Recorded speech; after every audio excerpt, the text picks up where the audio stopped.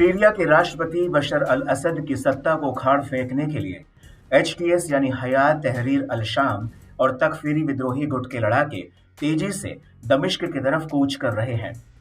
लेकिन अब रूसी सेना और ईरान के लड़ाके असद की ढाल बनकर सामने खड़े हो गए हैं। हालांकि एचटीएस के भीषण हमले राष्ट्रपति असद के इस सुरक्षा घेरे को तोड़कर दमिश्क के बेहद करीब पहुंच चुके हैं। एचटीएस के लड़ाकों ने सीरिया के हामा शहर पर पूरी तरह से कब्जा कर लिया है और विद्रोहियों ने हामा से सीरिया की सेना को बाहर खदेड़ दिया है और अब एचटीएस का अगला टारगेट सीरिया का होम्स शहर है। बीबीसी के मुताबिक होम्स एक रणनीतिक शहर है जो राजधानी दमिश्क को भूमध्य सागर के तट पर बने अलावी से कनेक्ट करता है और ये इलाका सीरिया के राष्ट्रपति बशर अल असद का गढ़ है और सीरिया में उनकी सत्ता बनाए रखने में इस इलाके की अहम भूमिका रही है। और यही वजह है कि अब हमा से सीरियन आर्मी का भागना असद के लिए एक बहुत बड़ा झटका है। लेकिन रणनीतिक लिहाज से दमिश्क पर फतह का रास्ता हामा से खुल चुका है। अलेप्पो से हामा की दूरी करीब 120 किलोमीटर है, तो वहीं हामा से दमिश्क की दूरी 200 किलोमीटर है और सीरिया के लताकिया से हामा शहर बिल्कुल ही सटा हुआ है, जहां पर रूसी सेना का एक सैन्य अड्डा मौजूद है। एचटीएस के लिए दमिश्क पर हमला करने में हामा सबसे अहम है। वहीं हामा से होम्स शहर की दूरी महज 44 किलोमीटर की है।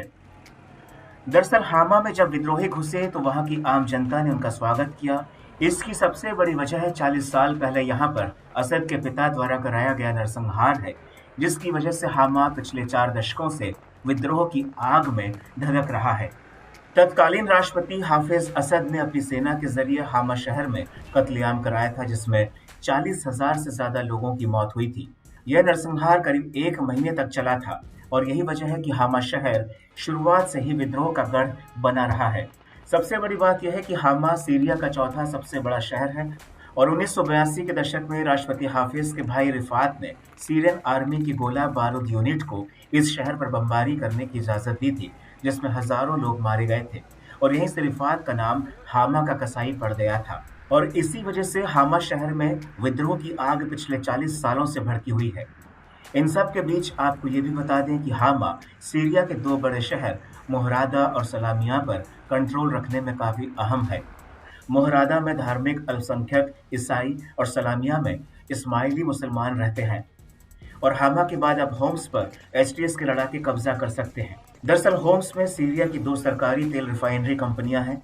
इसके अलावा होम्स शहर से ही दमिश्क का रास्ता भी खुलता है और होम्स शहर ही दमिश्क को समुद्री तट से जोड़ता है, जहां पर राष्ट्रपति असद का मूल गांव है।